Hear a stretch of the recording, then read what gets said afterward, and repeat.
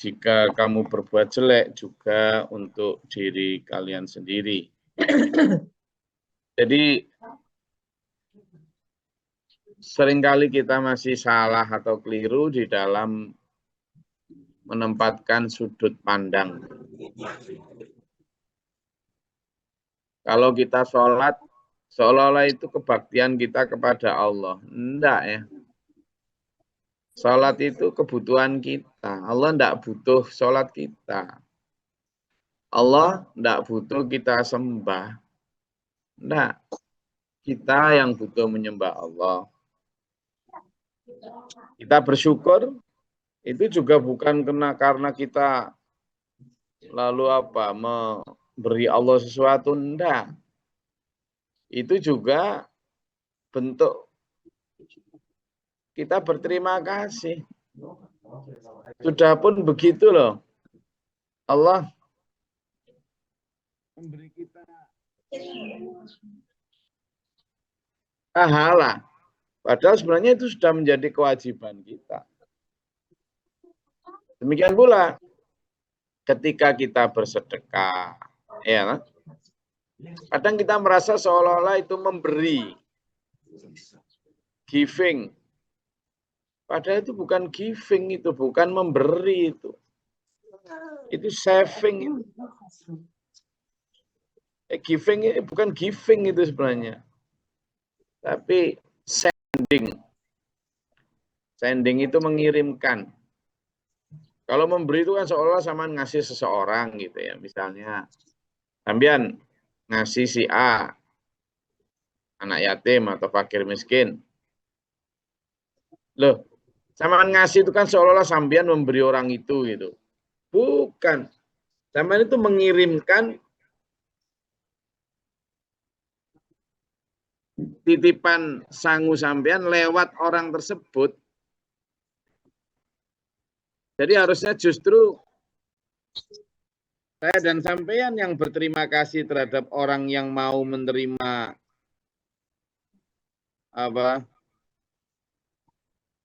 sedekah kita. Gitu loh. Jadi, karena kenapa? Dia menerima sedekah kita tanpa upah. Nah, ini kan sesuatu yang luar biasa. Mau menerima sedekah kita tanpa minta upah. Ya, jadi ketika kita bersedekah, is not giving, bukan memberi kita itu. It is sending. Kita yang ngirimkan sangu kita ke akhirat.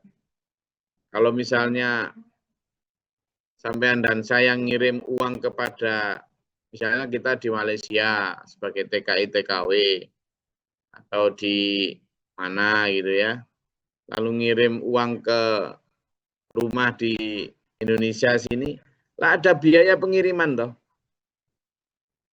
Sampean dan saya itu ngirim sangu kita ini TKI TKW di dunia, mau ngirim untuk rumah kita di akhirat, lewat siapa? Kalau kita misalnya di Malaysia ke Indonesia gitu kan ya lewat keuangan, lembaga keuangan ini, lewat itu dan sebagainya, atau lewat orang, kita mesti ngasih itu ongkos. Makasih ya. Nah kalau kita ngirim sangu kita ke akhirat, kita ini TKI TKW di dunia, lalu ada para kurir yang bisa menyampaikan sangu kita ke akhirat, entah itu pembangunan sekolahan, pembangunan masjid, anak yatim, fakir miskin, piatu, orang-orang terlantar, janda-janda tua yang sendiri dan menderita, orang-orang yang dalam tawanan, dalam perjalanan, mu'alaf, semuanya. Nah itu adalah kurir-kurir untuk mengirimkan hasil kerja kita ke akhirat. Jadi sending, bukan giving. Karena itu untuk kita sendiri. Demikian pula ketika kita memberi itu, sedekah itu, kepada siapapun, itu nanti kalau misalnya kita punya uang 10 juta, lalu kita sedekahkan 2 juta, itu berkurang nggak? Jadi 8 toh? Enggak. Ya di dunia hitungannya berkurang. Tapi sebenarnya itu kan berkurang, wong sampean itu memberi seorang 2 juta itu sesungguhnya adalah saving. Apa? Saving. Bukan losing. Kalau losing itu kan kehilangan, kekurangan, berkurang jadinya. Tapi kalau saving itu nabung. Jadi kalau sampean punya uang 10 juta, sampean sedekahkan kepada si A, si B atau agama atau untuk kepentingan pembangunan fasilitas agama 2 juta atau 5 juta. Secara duniawi memang saldonya berkurang. Tapi sebenarnya secara ukhrawi in ahsantum li anfusikum itu sebenarnya adalah masuk tabungan sampean di akhirat. Gitu loh, dulur. Jadi it is not losing, it is saving, menyimpan, menabung. Tidak ada yang kurang, tidak ada yang malah bertambah.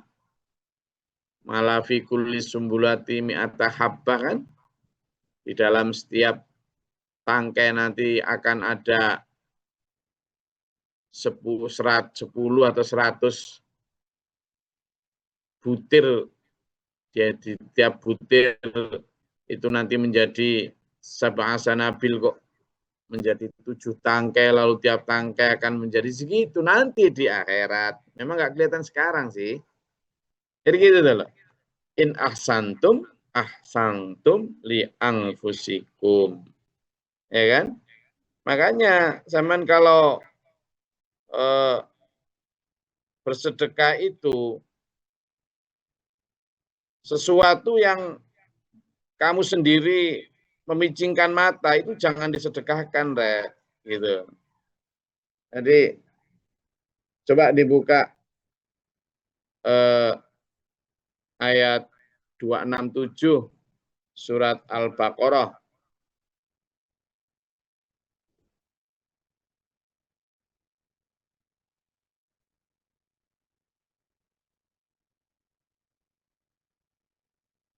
Surat Al-Baqarah.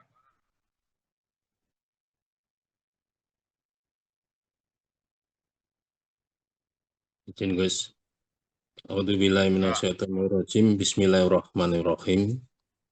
Wahai orang-orang yang beriman, infakkanlah sebagian dari hasil usahamu yang baik-baik dan sebagian dari apa yang dikeluarkan dari bumi untukmu. Janganlah kamu memilih yang buruk untuk kamu keluarkan, padahal kamu sendiri tidak mau mengambilnya, melainkan dengan memincingkan mata, enggan terhadapnya. Dan ketahuilah bahwa Allah Maha Kaya, Maha Terpuji. Shadaqallahul Azim.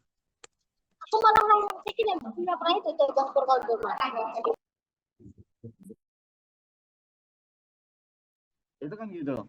Kamu itu kalau infak, itu infaklah yang baik-baik untuk dirimu. Jadi yang baik. Dan jangan kamu infak itu, bersedekah itu, sesuatu yang kamu sendiri loh memicingkan mata. Maksudnya apa? Terus, itu baju-baju bekas gitu lah. Coba kirim nang Gus Glory. Ya opo sampean itu. Sing wis gak kanggo kotak mungkin ngene kono gelem mungkin. Ya jangan Rek, jangan gitu sampean itu. Itu untuk diri sampean sendiri. Itu loh balik tuh. Jadi kalau misalnya wah, iki ketek ponakanku Glory iki mau tak kirimi mobil. Jangan mobil yang setelah kemarin ditabrakkan itu ya dibelikan baru. Oh itu sendiri kok. Gitu loh.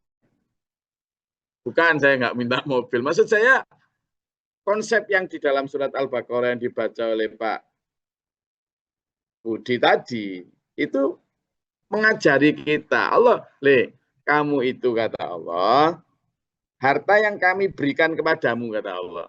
Kami keluarkan untukmu itu infakkan yang baik-baik. Karena itu nanti untuk dirimu sendiri. Kamu jangan berinfak atau bersedekah sesuatu yang kamu sendiri loh memicingkan mata sama itu. Siap, ngerti? Memicingkan mata itu kan gini. Gitu kan. Jadi Allah tahu itu sudah 1.500 tahun yang lalu. Begitu.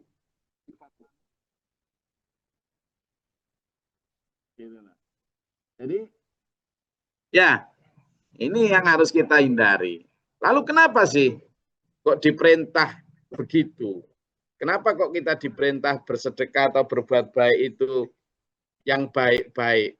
Karena, monggo dibuka ayat 272, surat Al-Baqarah juga.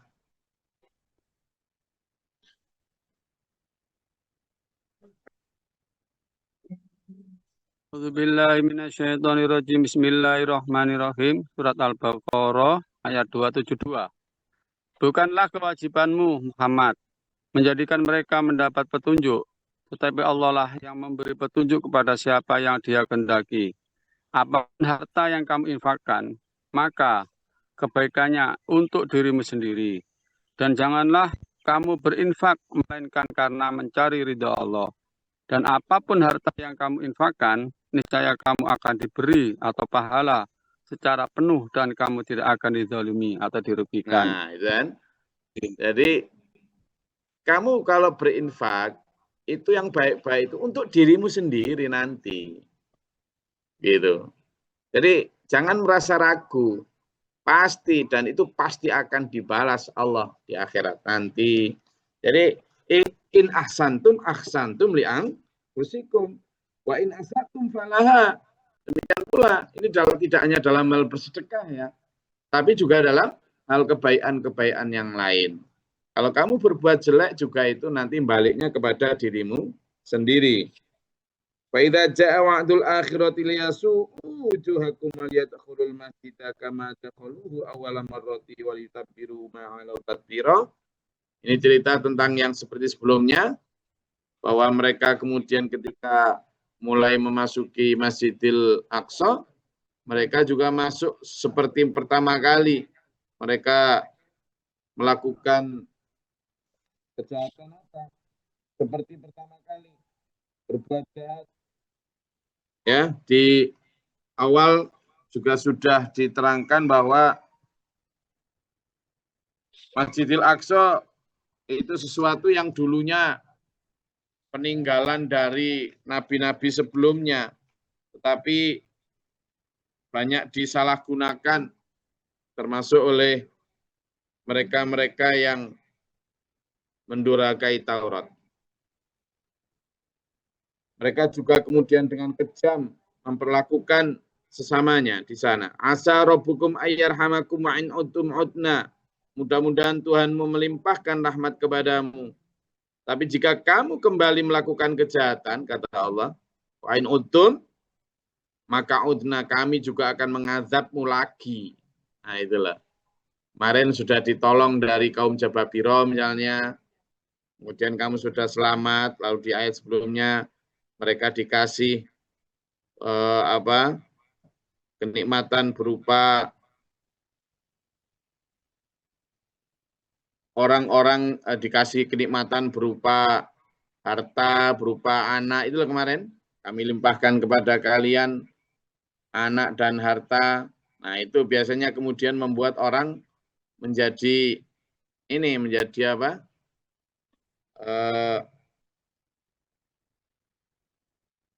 Lupa diri. Nah ini yang kadang kemudian menjadikan mereka kemudian tidak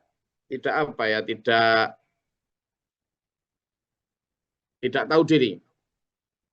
Maka di sini disebutkan wa ja'alna jahannama lil kafirina hasira, maka kami akan menjadikan neraka jahanam sebagai penjara untuk mereka orang kafir. Inna hadzal qur'ana yahdi lillati aqwamu yubashshirul mu'minina alladzina ya'maluna sholihati anna lahum ajran kabira. Quran ini menjadi petunjuk untuk orang-orang, untuk manusia, dan jalan yang paling lurus serta kabar gembira buat orang-orang beriman yang mengerjakan amal saleh. dan bagi mereka ada pahala yang besar. Jadi jangan khawatir dulur ya. Kita ngaji semacam ini, insya Allah ada balasannya di akhirat. Selain di dunia kita juga mendapatkan pahala, kita mendapatkan kenikmatan, kita juga insya Allah di akhirat akan mendapatkan pahala. Di sini dapat ilmu, dapat segala macam. Wa annal ladzina la yu'minuna bil akhirati a'tadna lahum 'adzaban alima. Sementara orang-orang yang tidak percaya akhirat akan mendapat siksa yang pedih. A'udzubillahi min dzalik. Wa ja'alna laila wan nahara ayataini famahawna ayatal laili wa ja'alna ayatan nahara mubsiratan litabtaghu fadlan min rabbikum. Jadi Allah menjadikan malam ya. Bismillah wa yad'ul insanu bisyarri du'ahu bil khairi. Dan kali berdoa untuk kejahatan sebagaimana biasanya dia berdoa untuk kebaikan. Nah, ini wa kanal insanu ajula. Kebanyakan manusia itu tergesa-gesa. Tidak sabar dengan janji Allah. Tidak sabar dengan apa? Janji Allah. Padahal kita itu diperintah sabar. Allah punya kenikmatan 100%, yang 99% itu ditaruh di dunia. Yang 1% ditaruh di dunia. 1% dinikmati oleh seluruh makhluk. Gitu kan? Tapi yang 1%, yang 99% masih disimpan di akhirat. Hanya untuk orang-orang yang apa? Sabar nunggu janji Allah. Yang sabar untuk menunggu janji Allah. Nah ini, ayo makanya kita sabar nunggu janji Allah itu. Yang 99%. Tapi kata Allah, wa kanal insanu ajula. Kebanyakan manusia itu apa? Tidak sabar. Jaluke langsung kenikmatan di sini sekarang. Nunggu nanti, ya kesuwen. Gitu jadinya. Makanya kemudian ya dapatnya cuma 1%. 1% itu pun sudah sisa-sisa orang-orang segini banyak. Kalau mau sabar sebentar saja, di sini dinikmati sekedarnya, dapat juga kok. Dinikmati sekedarnya, lalu nanti di akhirat yang mendapatkan 99%. Gitu ya. Wa ja'alna laila wan nahara ayataini. Dan kami jadikan siang dan malam itu dua tanda. Famahawna ayatal laila wa ja'alna ayatan nahari mubsiratan litabtaghu fadlan min rabbikum. Dan kami ketika malam sudah hilang, artinya sudah berganti pagi atau siang, maka kami jadikan siang itu sebagai agar kalian mendapatkan tempat untuk mencari rezeki dari Allah. Jadi itu walita'lamu adada sinina wal hisab, dan pergantian siang malam itu supaya kalian tahu perhitungan tahun dan juga sistem pergantian atau pergantian tahun atau perhitungan waktu. Wa kulla syai'in fasalnahu tafsila, dan semua itu kita terangkan dengan sejelas-jelasnya. Ya, jadi dulur, ayo jangan tergesa-gesa jadi orang. Insya Allah kita dapat dua-duanya kok.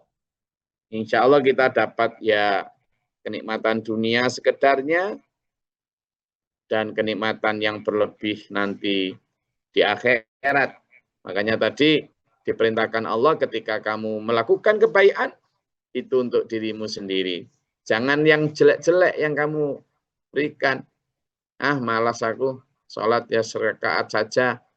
Sama 2 rakaat atau 4 rakaat atau 10 rakaat, 8 rakaat duha. Itu ya nanti untuk sampean sendiri kan. Gitu. Demikian pula puasa. Kok males gini puasa Senin Kemis. Lu sampean semakin banyak puasa sunnah, juga untuk diri sampean sendiri. Sedekah juga begitu. Tentu semampunya. Tapi yang dimaksud semampunya adalah semaksimal kita mampu. Jangan semaksimal sesuai nafsu, tapi semaksimal kita mampu. Oke, monggo kalau ada yang mau ditanyakan atau dinyatakan silakan. Izin Gus. Izin Gus. Assalamualaikum warahmatullahi wabarakatuh. Salam. Ini saya mau nanya Gus, kebetulan saya pakai handphone nih, yang di ayat ke-7 itu Gus. Jika kamu berbuat baik, berarti kamu berbuat baik untuk dirimu sendiri. Dan jika kamu berbuat jahat, maka kerugian kejahatan itu untuk dirimu sendiri. Ini udah jelas Gus. Cuma yang selanjutnya itu artinya di sini, apabila datang saat hukuman kejahatan, dalam kurung kejahatan, yang kedua, maka kami bangkitkan musuhmu untuk menyuramkan wajahmu.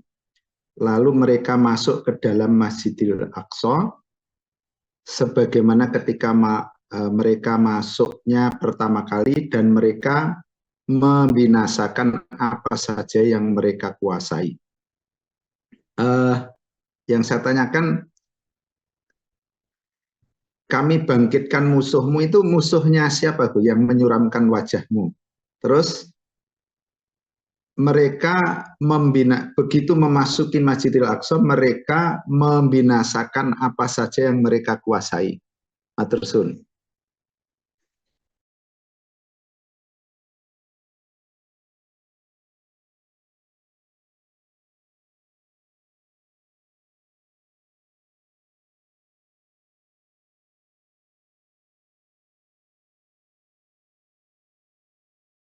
Kita kembali kepada peristiwa kemarin bahwa ketika yang dimaksud dengan kejahatan kedua adalah kan 2 kali kejahatan ya. Nanti latufsiduna fil ardi marrataini itulah.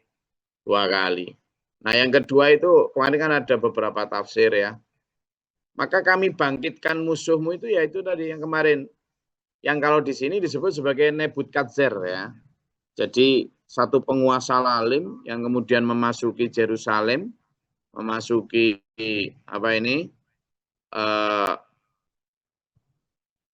Masjidil Aqsa dengan semena-mena sekali, dengan sangat kejam, merusak segala macam apa yang ada, termasuk membinasakan, menyiksa kaum Bani Israel. Itu kan musuhnya Bani Israel. Jadi yang dimaksud itu masih kembali kepada ayat sebelumnya, ya, ayat yang kemarin itu. Jadi ketika, makanya di ayat selanjutnya kan, wa in udtum udna, kalau kamu kemudian berbuat jahat lagi ya kami akan datangkan siksa lagi. Maka orang-orang Bani Israel kan 2 kali melakukan kejahatan itu. Dan yang dimaksud dengan musuh itu di situ adalah musuhnya Bani Israel waktu itu.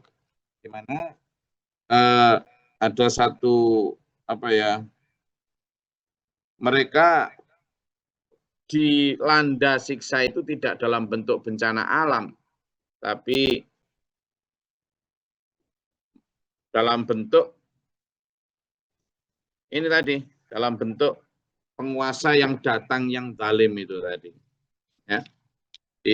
Itu ayat surat Al-Isra ayat 7 itu berkaitan dengan itu. Namanya penguasanya itu Nebukadnezar gitu ya. Penguasanya itu namanya orang yang sangat lalim sekali, sangat kejam lah, gitu. Jadi mereka memasuki Baitul Maqdis itu menghancurkan segala macam. Musuh-musuh itu menghancurkan sebenarnya. Jadi pertama kan ada yang disebut sebagai serangan Bukhtanasor itu, raja negeri Babilonia yang terletak sekitar kalau dari sekarang itu 100 km lah dari selatan Baghdad itu. Itu yang benar-benar menghancurkan mereka. Itu musuh-musuhnya orang Bani Israel. Tapi ya itu tadi. Kalau dulu sebutannya Nebukadnezar. Nanti coba dicari di sejarah itu kan banyak. Nebukadnezar itu ada 2, 1 dan 2. Nah, 1 diantaranya itu yang menghancurkan atau memerintah Bani Israel dengan Ini kalau dalam bahasa Arabnya itu dikenal sebagai Bukhtanasor, ya. Jadi Nebukadnezar istilahnya. Penguasanya namanya Nebukadnezar. Kalau dalam bahasa ini disebut Bukhtanasor dan bala tentaranya itu. Yang menjadikan wajah Bani Israel hitam karena mereka merasakan kesedihan yang luar biasa. Yakni mereka memasuki Masjid Baitul Maqdis, menghancurkan, memusnahkan apa yang mereka kuasai dan rumah-rumah Bani Israel sehancur-hancurnya. Mereka juga, ya, karena mereka apa? Sebelumnya Bani Israel telah membunuh Nabi Zakaria, membunuh Nabi Yahya, dan banyak ulama juga. Nah, itu kejahatan mereka sehingga Allah mendatangkan siksa berupa datangnya tadi penguasa bernama Nebukadnezar atau Bukhtanasor. Gitu. Matur suwun, Gus. Ada lagi?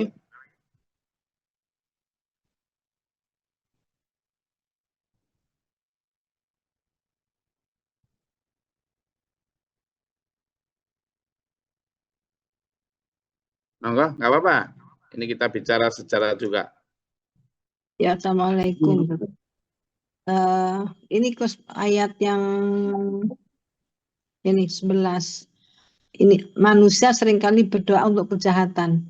Seperti apa, Bos? Ya, apa doa yang manusia melakukan doa kejahatan itu?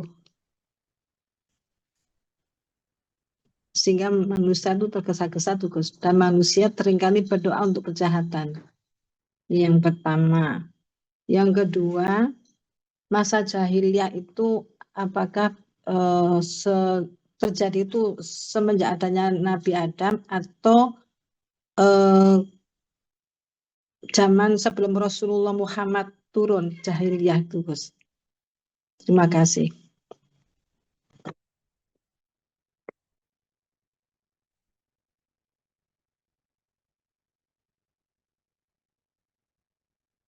Ya, jadi yang pertama mereka berdoa kejahatan sebagaimana. Jadi ketika mereka mendoakan orang lain jelek, itu sungguh-sungguh banget sebagaimana mereka mendoakan baik untuk dirinya. Nah, itu yang dilarang. Jadi kalau mereka berharap kejelekan untuk orang lain, itu seperti dia berdoa kebaikan untuk dirinya. Itu yang dimaksud ketika yaitu oleh insan, manusia berdoa untuk kebaikan itu sebagaimana. Itu begitu. Kan jadi masa enak dewe aja itu. Ini yang tidak boleh ya. Jadi dia mendoakan orang lain keburukan sebagaimana dia mendoakan kebaikan untuk dirinya sendiri. Maaf, Gus, seperti muhabalah. Susah ketika melihat orang lain senang dan senang ketika melihat orang lain susah. Yang pertama. Lalu yang kedua, apakah kezaliman? Kezaliman ya sudah ada. Zalim itu kan menganiaya diri sendiri ya. Ya, artinya kezaliman itu jangan hanya diartikan penguasa kepada rakyat. Zalim itu artinya menganiaya diri sendiri. Berbuat zalim, berbuat yang tidak adil. Nah, ketika dulu Nabi Adam dan Ibu Hawa menjadi korban dari bisikan setan, yang awalnya sudah enak-enak di surga, lalu tergoda, kemudian akhirnya terlempar ke dunia, berarti menganiaya diri sendiri juga. Jadi, kezaliman identik dengan kesalahan, kemaksiatan, atau dosa. Bahkan ketika sudah di dunia pun, kejahatan itu masih terjadi antara Qabil dan Habil, dan seterusnya. Jadi, itu sudah menjadi semacam sandangan dari manusia. Memang al-insanu makhluk khata' wa nisyan. Manusia itu makhluk tempatnya salah dan lupa, sehingga sering terjerumus kepada kedzaliman atau kejahiliaan. Saya rasa itu. Ada lagi? Oke, saya rasa kalau tidak ada, cukup sampai di sini. Alhamdulillah, kita sudah mempelajari tentang surat Al-Isra ayat 7 sampai 12. Tetap dicatat dalam hati, kemudian dijadikan pedoman dalam perilaku sehari-hari. Semoga Allah memampukan kita, dulur ya, tidak hanya ngaji, meskipun ngaji gini sudah dapat pahala, insya Allah. Lalu selanjutnya adalah tingkatan derajatnya, yakni mengamalkan apa yang diperintahkan dan meninggalkan apa yang dilarang. Meskipun tadi bicara tentang Bani Israel, tapi tetap harus kita tarik sebagai itibar di zaman sekarang. Termasuk tadi kalimat sindiran Allah bahwa wakanal insanu anjula. Kebanyakan manusia itu biasanya memang tergesa-gesa. Nah, ayo jangan tergesa-gesa. Ya, saya ingin akhiri kajian kita ini dengan sebuah video, ya, video ajakan untuk sabar, ya, ajakan untuk sabar, ajakan untuk sabar supaya kita menjadi orang-orang yang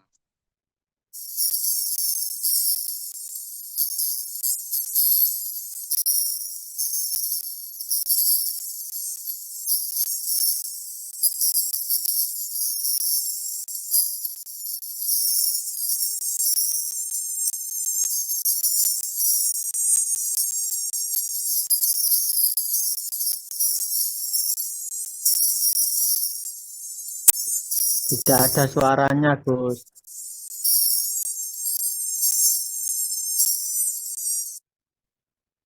nggak ada aturannya, nggak ada suaranya. Suaranya tidak masuk, Gus. Oh ya, sebentar.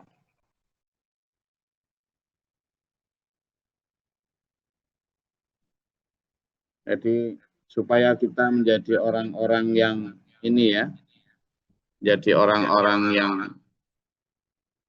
benar-benar dimampukan Allah untuk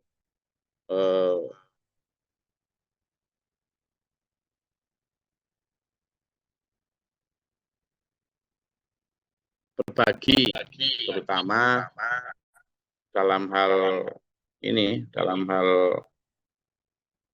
kebaikan, sehingga menjadi orang-orang yang beruntung. Ya, ini agak trouble. Intinya adalah di situ ada ayo sabar tadi ya, ayo sabar. Di mana sabar itu memang berat kalau kita tidak benar-benar mendapatkan hidayah dari Allah. Kita minta sabar. Oke. Terima kasih. Semoga mendapatkan rahmat hidayah dari Allah dan jadikan kita hamba-hamba Allah yang ila akhiri hasanah. Amin. Allahumma shalli wa sallim wa barik. Allahumma firil mu'minin wal mu'minat wal muslimin muslimat wal akhir. Allahumma hdina fi man hadayt wa afina fi man afayt wa lana fi man tawallait wa barik lana fi ma atayt wa qina syarra ma qadait fa innaka taqdi wa la yuqda alaik wa inna. Amin. Tabarak rabbana wa ta'ala alhamdulillah ma qadait astaghfiruka wa atubu ilaika. Allahumma dafa'na al-bala wal waba wa qad hastina wal jinna syaitan jangku rabbana natina wa lil muslimin. Rabbana la taj'alna fil qawmi dhalimin wa fa'al tajama. Rabbana man faktubna ma syahidin. Rabbana la tuzigh qulubana ba'da idh hadaytana. Anta maulana fa'ansurna min kafirin wa ansurna min kafirin.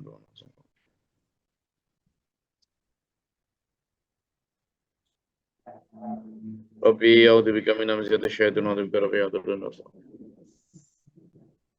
Wa ta'ala bi rahmatika Allahumma salli rahmatan bi adatil qatil amtan. Sabra sabiti mana pansun kafir dan fadris. A'udzu billahi min syaitanir rajim wa tarki syaqwa sifatan syamatatil a'dhan dan qalbu. Rabbana hab lana min azwajina wa dhurriyyatina qurrata a'yun waj'alna lil muttaqina imama. Rabbana atina fid dunya hasanah wa fil akhirati hasanah wa qina adzabannar wa fil nar. Rabbana taqabbal du'a innaka antas samiul 'alim min adh-dhalimin wa tashhadu wa sallu bi ibadina amal. Assalamualaikum warahmatullahi wabarakatuh. Waalaikumsalam. lana imamau wa nuran